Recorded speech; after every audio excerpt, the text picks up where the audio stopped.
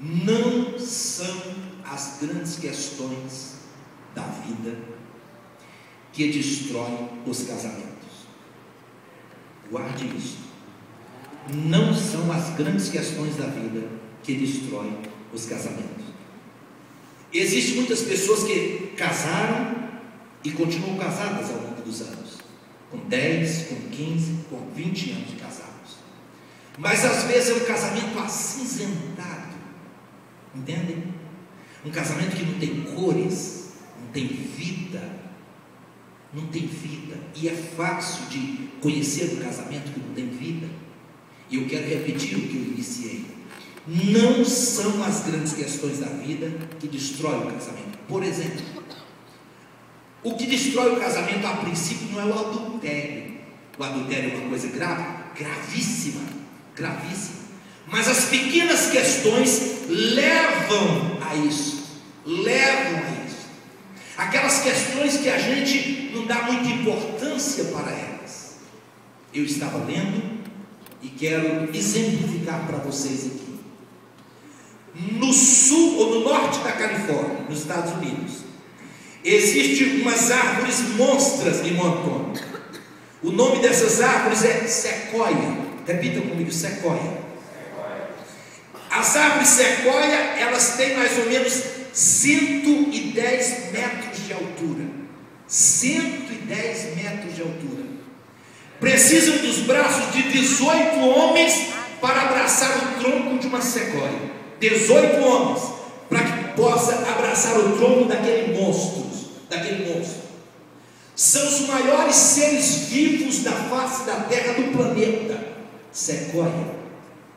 Ela aguenta rajadas de vento de 120, 150 km por hora. Ela aguenta e fica firme. Aqueles monstros de 110 metros de altura.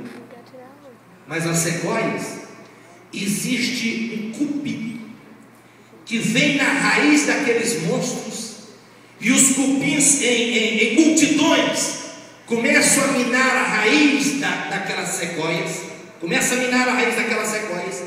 E de repente aqueles pequenos insetos jogam aqueles monstros no chão, aquilo que o vento não deu conta, a altura de 110 metros, mostrando que são os maiores seres da face da terra.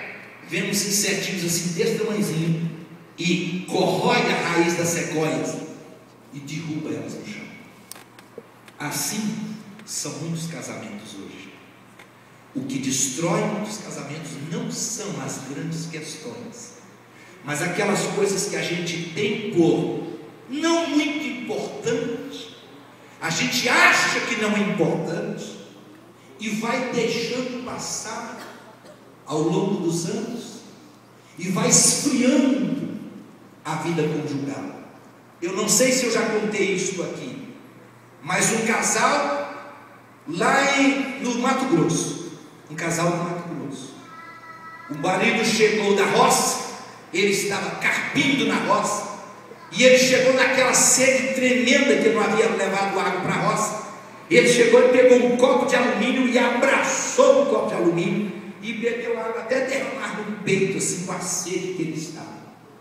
Quando ele abraçou aquele copo de alumínio, a mão dele, ficou as marcas da mão dele no copo. A mulher deu uma bronca nele, a esposa deu uma bronca nele. Daí a algum tempo, o casamento daquele casal ruiu de verdade. E ele confessou para o seu amigo: olha, no dia em que a minha mulher me falou bruscamente daquele jeito, por causa do copo de alumínio que eu abracei, o meu amor por ela começou a acabar.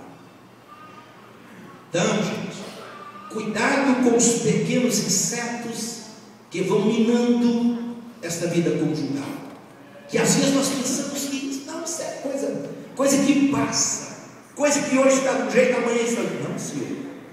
Não, senhor.